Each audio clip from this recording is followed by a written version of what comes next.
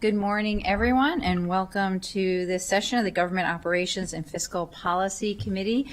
We have 3 items on our agenda this morning. We're going to kick off with a presentation on a report on our reserve policy that we received from the County Exec's Office in March of this year, and we thank our guests for being here today and the work they've done on this. And before we turn it over to them, I will turn it over to Mr. Smith to set the table for us. Thank you, Council President Stewart and Go Committee.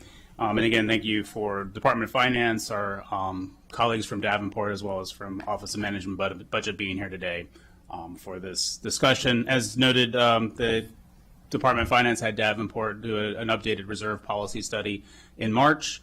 The council staff's not going to spend a lot of time on that because that's what they're here for. I will note that Finance recently did the audited financials for fiscal 25.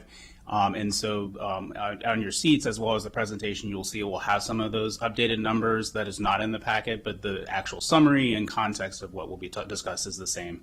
And so, as noted in the packet, the council staff just pulled out some of the finer points that the Go Committee can consider as they go through this. But again, I'll turn it back to the GO chair for us to have Davenport present. Great, thank you. And if we could add the new PowerPoint as an addendum, just for others who may go back to the packet on council so they have the updated and what we reviewed, that'd be great. And I also want to say thank you to Ms. Feldman and Bryant for coming over as well this morning. And I'm going to now turn it over to the Davenport team if you want to introduce yourself and go through your presentation.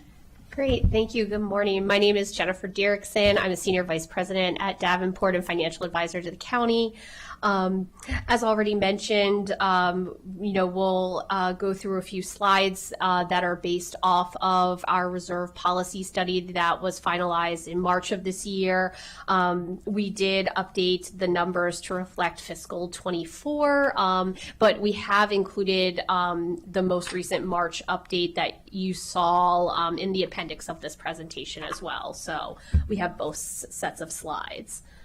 So if we start just on here on slide 3, reserve policy recommendations. Our recommendation was that the county maintain its current unrestricted general fund balance and revenue stabilization fund policy at the combined 10% of adjusted governmental revenues.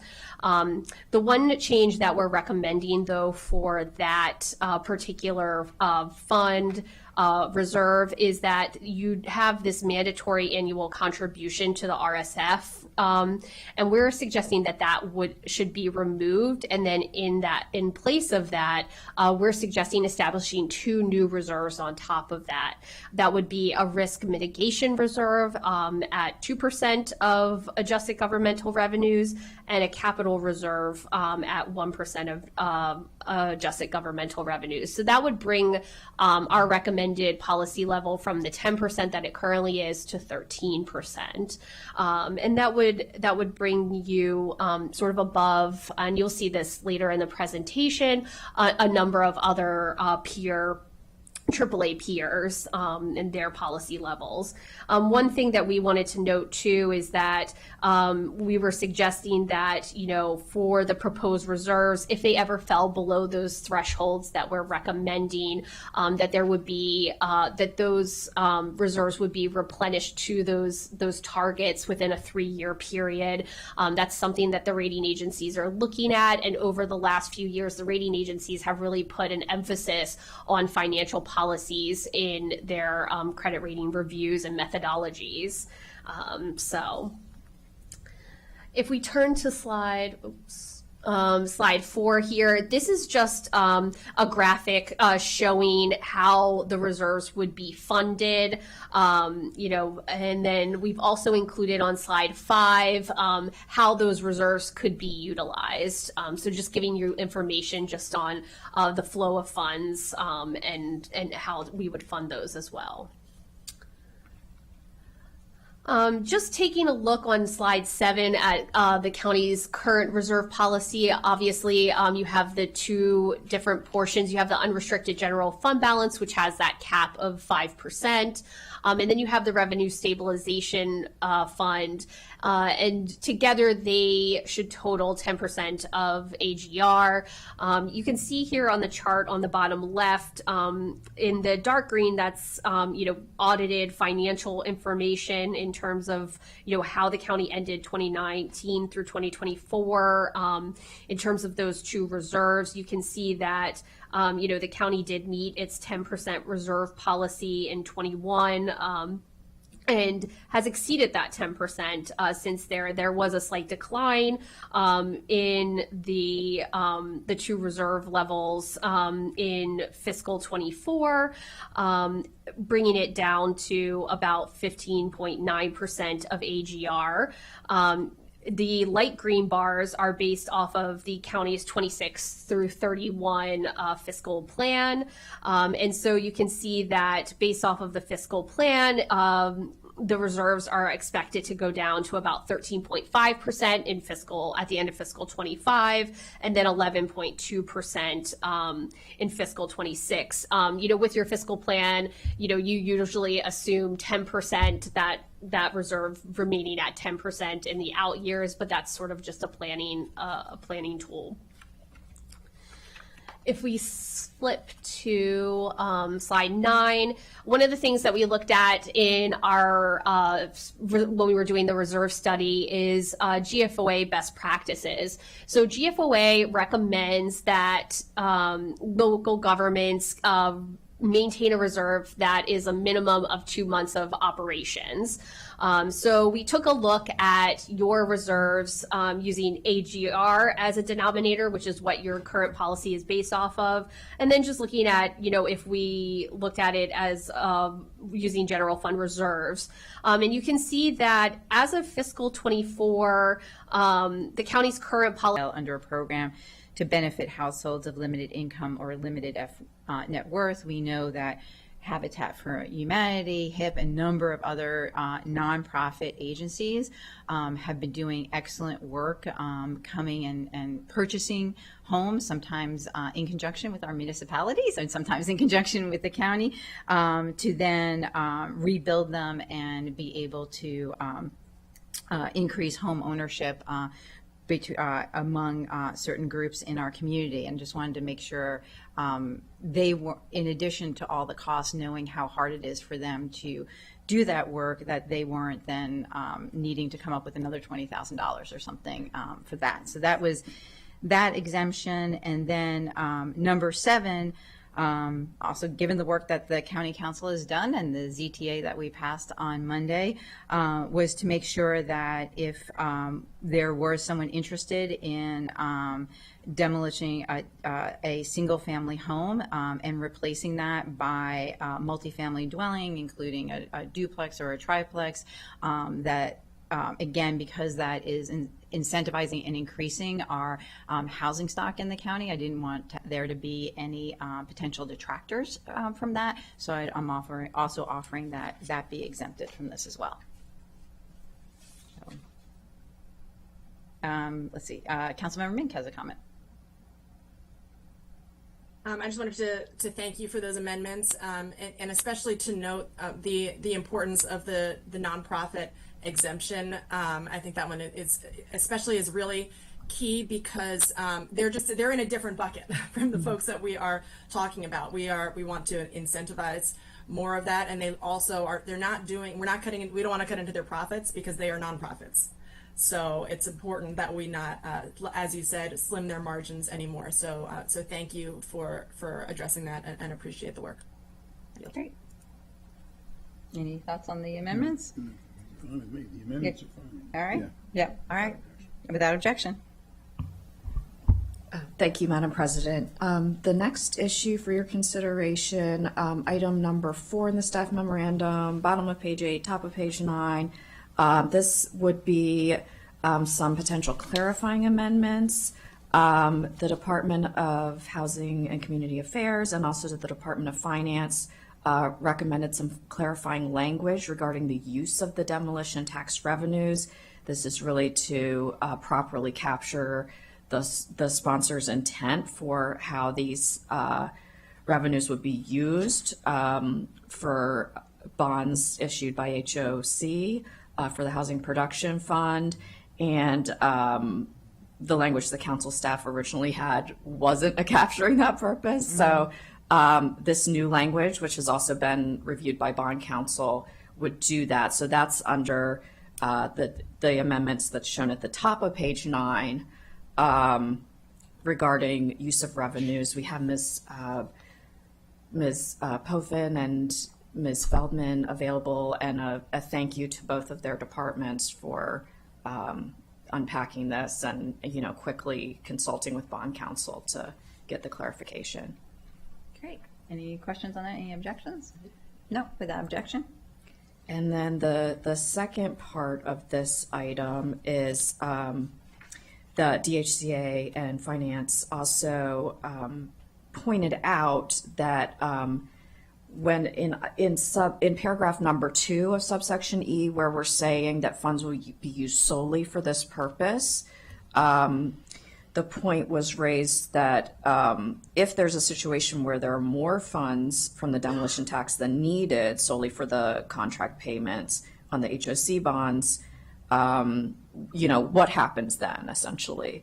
And so one potential amendment for your consideration is would be to amend subsection E to include the, you know, amendment that you already approved, the clarification of the language, but then to say that this could be used for the Housing Production Fund, or you know, it could be used for another purpose under the Montgomery Housing Initiative approved by a council resolution with the agreement of the executive. And that's just language that, you know, council staff came up with for your consideration to handle the solely issued and the issue of the use of the word solely.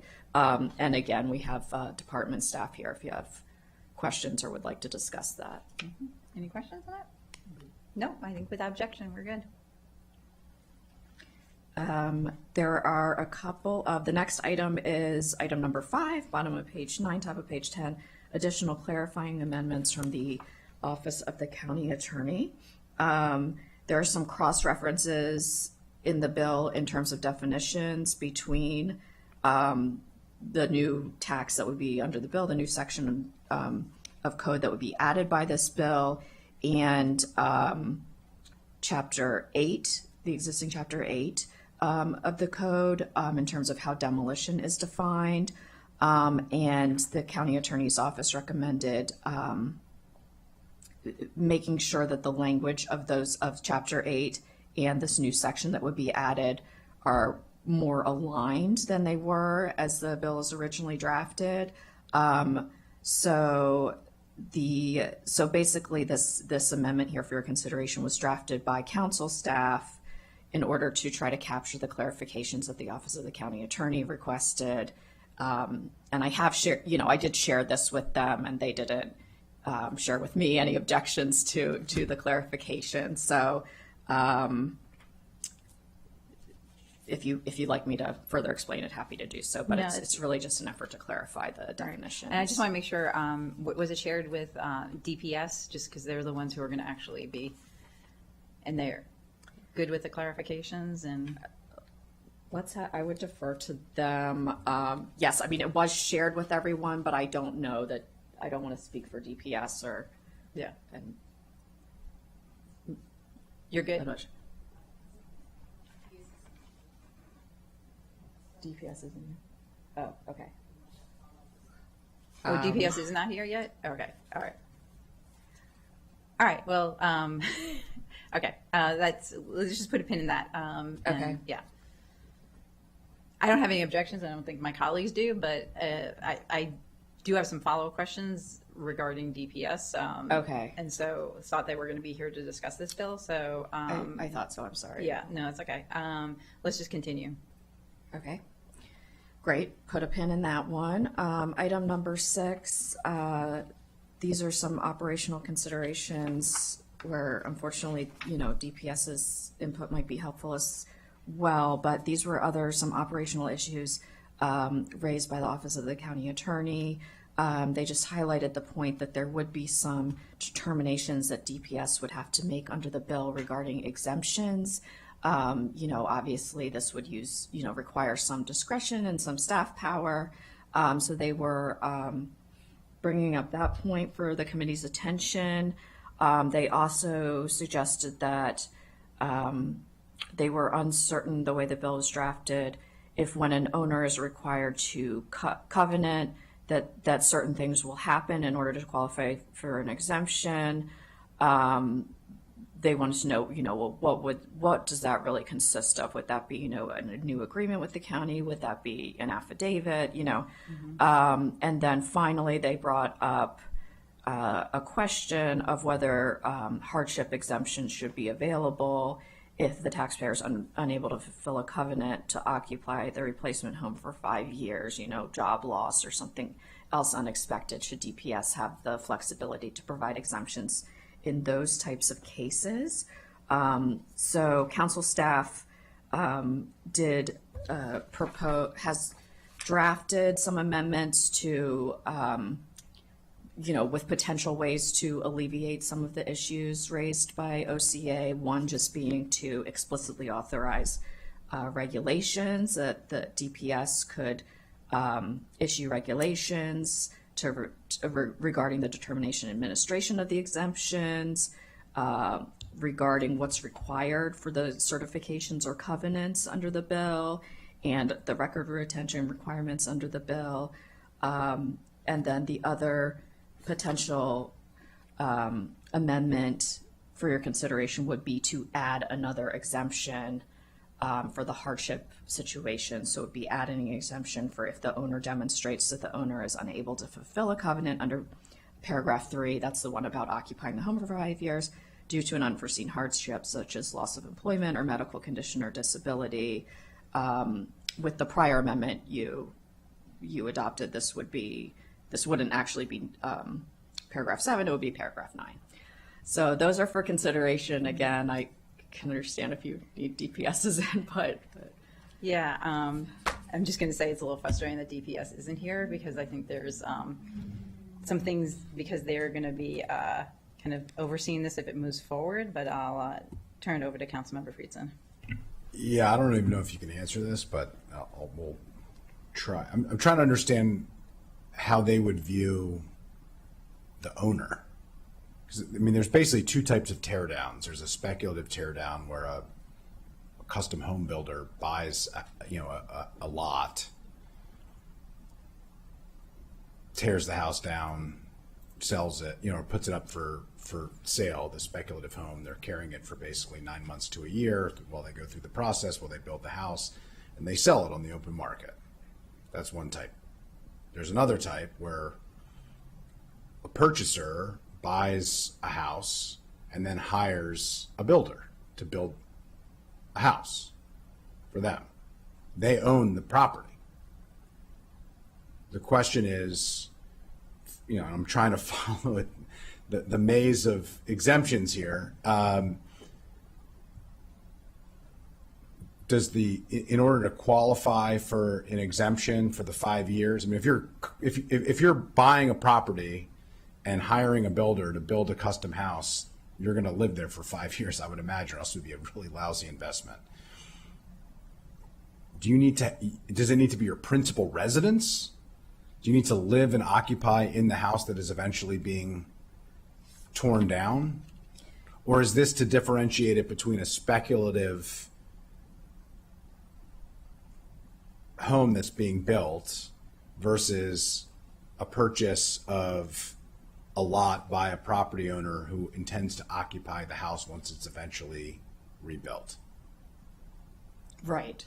Okay. I think I understand. So the scenario would be if I'm an owner, or I'm an individual, I buy a piece of property with a home on it, and I then demolish the home to rebuild my custom home. So that's, and I covenant, I'm going to be occupying this for 5 years. tax wouldn't apply to me. The demolition tax would not apply as the way the bill is drafted.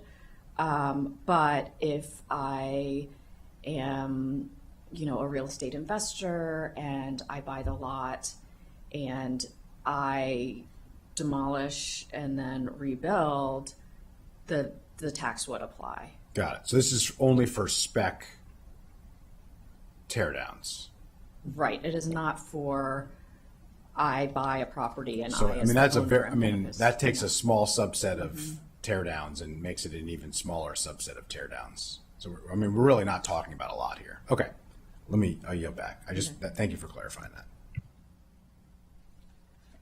So I'm going to ask my questions I would have asked of DPS and Ms. Mullins. I'm not sure you can answer them, but I feel like I need to get them out there, and maybe we can get them. So I guess and I appreciate the language you put in here as suggested on the bottom of page 10 and 11, because one of the things I wanted to make sure is in the covenants that, if there were circumstances that someone needed to sell their home before the 5 years, whether it's death in the family, divorce, like there's between COVID and what's happening at the federal government right now, we can see people's lives are turned upside down on a dime. And I think the worst thing that could happen to someone who is experiencing something in their lives and needing to sell their home is that they would get a tax bill from the county for $20,000 on top of that. So my emphasis here would be, and I see it talks about method 2 regulations, is that the process in thinking about how somebody would have to document and go through that process was super easy and clear. Because again, I don't want a family who, as Councilmember Friesen said, if you're going to do this, it's probably you're investing a lot. You're thinking, okay, we bought a property, we're building our dream home, and then something happens in their lives and they get a $20,000 bill from the county. And so I don't know if you have I know you've worked on some languages here, but I do want to make sure that as this moves forward, that process is crystal clear and we're not adding anything more burdensome to a family.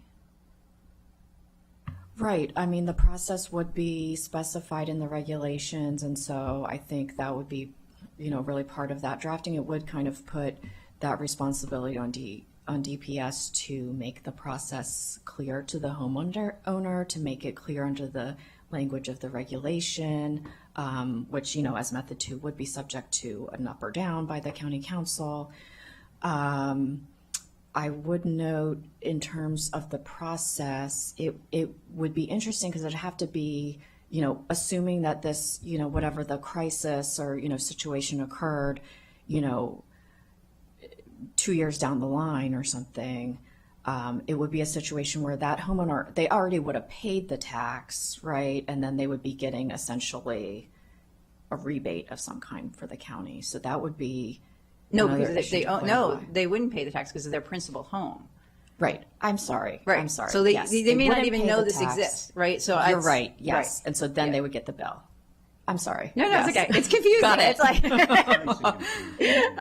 no. I mean, that's my concern, right? And and we have this conversation all the time because of our different tax systems and other things. And every time people get their tax bill, their property tax bills, we get a phone calls of people figuring it out. This is not necessarily clear for folks. So I think I just wanted to put that on the record that it is a concern of mine, and I want to make sure that as we're thinking about this, that we have a clear process. The other thing, and again, this is for DPS, I did note in the fiscal impact statement, it did say that DPS was not going to need any other staff or staff resources to administer this bill. If I'm reading that correctly, and I just kind of question that, given the number of exemptions And given what the conversation we just had, given the task at DPS and the fact that they couldn't show up today, I just, want to make sure that that it's what we're asking DPS to take on is something that they can take on here, and understanding that, we do it all the time when we pass bills. We did something for the Office of Consumer Protection that I fully supported and I thought was a good idea to move forward with, but we knew going into that what staffing was needed. And I think it's very important for us to understand that. So that was just another question I had. Yeah. Yeah, and apologies. I don't know if there's a miscommunication or what happened, but obviously I'm happy to follow up with DPS post-meeting. No, yeah, Councilmember Friedson. I'll just note, if there are personnel that are required at DPS, this may not generate any revenue at all. So just to be clear on that, based on the number of exemptions, based on what we just learned today, if in fact the concerns that the chair and council president noted are that there are administrative burdens and administrative needs here. I mean, $20,000 per unit with all the exemptions that we just heard, we may be creating a situation where we're talking about revenue that doesn't really exist. Okay. All right, Ms. Wellens, is there anything else in the packet? No, that's it, Madam President. Thank you. All right. Any other comments from my colleagues? Councilmember Katz, you want to start? We're both being so very kind here today, a historical moment. First off, thank you very much, Ms. Wellens, and for giving us, as always, a very good packet. And I want to thank Councilmember Ming for bringing the suggestion before us and truly making us think about this topic and what might happen. I think we have to be clear. This is for a tax to generate funds and not stop something from being torn down, because that's what we're saying we want the revenue. We're saying, and right now, depending on the year and depending on how things are, we have about 200 teardowns in a year. I guess, and I read it somewhere, and I've read enough on this to get nice and confused as well. But I think right now a permit is about $150, $160 to go forward with this, besides all the other taxes and everything else, that revenue that brings to us. And it would go from about that, $160 to $20,000. I was in retail for many, many years, and I realized that if you raise your price that dramatically, you're not going to have the same volume. It's just not going to be there. So for a tax revenue to do this is not going to be anywhere near 200. If somebody says, you know what, I was going to tear down my house, I'm not going to give the extra fees for taxes, et cetera, that you're going to lose that. So therefore, you've actually lost beyond that. I saw in the packet that this is based on Evanston, Illinois. And it's the same $20,000 fee. And I looked up Evanston, and it's about 75,000 people that live there, compared to over 1,100,000 here. And so it's really not apples to apples. And I looked up, and AI gave me the information. I put in, how much did Evanston generate by having this demolition tax? And I think they call it an affordable housing demolition tax. And according to AI, I'm quoting them, they don't quote me, thank goodness, but I'm quoting them, that it generated about $60,000 annually. So it's not going to, and then I looked up what county is Evanston, Illinois in. It's my understanding it's in Cook County. They have a $10,000 fee, and I think they generated about, and I don't know what year now, but They generated only about 30,000. So this is something that is not what I believe is going to be anywhere near what we are trying to do, which is, I mean, when you realize taxes are a redistribution of wealth, that's the whole idea of a tax.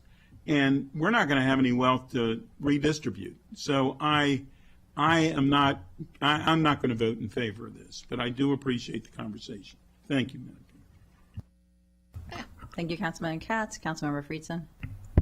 Appreciate it. Well, first of all, thank you, Councilmember Mink. I really appreciate your interest in the Housing Production Fund. I was proud to champion that, work together very closely with Councilmember Reamer at the time and HOC to help to create that. I have testified in Chicago and Rhode Island and Boston, and I'm proud to see in Oregon, at the Oregon legislature, that jurisdictions all over the country are following our lead in creating this model. I'll note that the city of Chicago has announced that they have a $135 million fund, which is one of the reasons why I've been trying for us to increase our fund from 100 million to 150 million, because we started this and we should be leading this. And that's why, and I'm pleased that the council agreed for us to set aside funds during the budget so that we can continue to have the conversations that we're having at the state level to work together and work with Secretary Day, who I just was speaking to yesterday, and move forward with the efforts that Delegate Stewart was able to put forward in order for us to hopefully move forward with the next tranche of that effort. Having said that, I don't think that this is the right mechanism for us to move forward. I'm skeptical on what the revenue will actually be. As we talked about today, there are a lot of exemptions. We're talking about on average 200 homes at the peak of this, which we've seen. There are questions of how the cost of construction and other factors will impact this market in general. And then we have all these exemptions, which we don't really know what the numbers are because we don't calculate that. And so when push comes to shove, it's just unclear to me how much we'd actually be generating. And I am concerned that we didn't have Department of Permitting Services here to really understand how they intend to implement this, particularly without any staff resources. And if they do need any staff resources, I'm afraid this will actually cost us money and not generate the revenue that we're looking for. So let's add money to the Housing Production Fund. Let's commit ourselves to that. I'll note that each time one of these teardowns happen, and I understand many neighbors don't like teardowns in their community, but the one positive that is undeniable is that they generate a lot of revenue. We get a lot more tax revenue when a teardown takes place, and particularly after the council took the actions that it has on the recordation tax increases, particularly on units that are above $1 million, substantial increases. All of these teardowns are over $1 million, and all of them pay substantially more than the $20,000 as a result of that work. So I am not going to be supporting this. I appreciate the effort and the interest. I look forward to other mechanisms that I think are both more reliable and also would have a greater impact and generate more revenue than this one, in order to increase the Housing Production Fund, which I think we desperately need to do, and appreciate colleagues for their work on this, and Councilmember Vink in particular. Thank you. As I said before, I very much appreciate Councilmember Mink's work on this. Increasing the amount of money to the Affordable Housing Production Fund is very important. I have heard from residents, the frustration and looking at how we can put more money into that, and then seeing tear downs and what they're doing in the community. I plan to vote for this, though. The recommendation will be 2-1 from the committee, and I will just say that I appreciate all the work that went into this and the thoughtfulness. And I do want to say that I am just, I really do hope the representative from DPS is fine and nothing detracted them from being here today, except hopefully it got put on their calendar wrong. So let's hope that. But again, I guess this vote will be a 2-1 on government operations. And I thank everyone who was here regarding this item, and we will continue to have conversations about the Affordable Housing Production Fund. So thank you very much. Including August 4th, when our friends from across the way come to visit us, and we look forward to welcoming them. Yes, and I'm sorry, Councilmember Mink would like to have one final remark. Thank you. I appreciate the committee for the thoughtful discussion. Thank you to the council president for the amendments and for the support. I look forward to continuing the conversation as well. And I agree with Councilmember Katz that Evanston is very different. I agree with that. That was one of the pieces that I found useful there to see that because it's such a smaller market, to be confident that if we kept the fee the same, then we would not be having a meaningful impact on the number of flips there, as they did not see an impact on the number of flips in Evanston. But I think that the points raised are all really important. We certainly don't want to. We want to generate as much at a time as possible. So if there's too many exemptions, I think that is definitely something to look at, and it'll be great to get some more information, more details about the types of impact that each of those exemptions have. So thank you all for a great conversation, and look forward to talking more. Thank you. Thank you, Councilmember Mink. All right, we're on to our third item of the day, and this is Bill 21-25, Daycare and Child Care Property Tax Credit. And thank you, everyone who was here for the prior discussion. And this bill is one that I'm taking the lead on, and I'm glad to say we have many co-sponsors, including my colleagues here and Councilmember Albanaz, Council Vice President Jawando, Councilmember Glass, Sales, and Lukey. Basically, what this bill would do would be expand the property tax credit for child care providers in our county. As we know, not just here in Montgomery County, but across Maryland, we are facing a child care crisis. A report by the Comptroller's Office showed that Maryland has lost 15.5% of licensed providers and over 1,000 home-based providers in recent years. This decline has reduced child care options for families, increased wait lists, and put a strain on working parents in our county. And we also know that child care and providing it is not just about a parenting issue, but it's an economic issue for our county. In the last legislative session, State Bill HB 389 was sponsored by Delegate Julie Polakovich-Carr and signed into law by Governor Moore. This year enables the county to modernize and expand our tax credit to better reflect today's needs. The intent of that state enabling legislation and our bill is to provide targeted tax breaks that will help keep existing and new child care providers in operation while also continuing to incentivize construction. The bill would increase the maximum credit from $3,000 to $10,000, making it more meaningful for providers facing high operational costs, and remove the outdated requirement that only facilities improved after 1987 or 1988 are eligible. It would also expand eligibility to include large family child care homes, which serve 9 to 12 children, and update outdated terminology to align with state law. These changes will enable expanded enhancements to real property used by large family child care homes and strengthen child care infrastructure for Montgomery County families. With that, Ms. Wallens, I'll turn it over to you. Thank you, Madam President. There are not any potential amendments for the committee's consideration. I will note in the summary of public hearing, there was overwhelming support, including from Delegate Polakovich-Carr and representatives of the Community Action Board and others. The staff packet, the memorandum, has just some additional background information, including a link for those who would like to delve deeper into the state enabling legislation and the legislative history there. There's a clarification about what is meant by improvements on properties, since the tax applies to improvements, and obviously that's a term that's used in kind of the property tax world, but not necessarily accessible to all of us in the public. So just a clarification there. And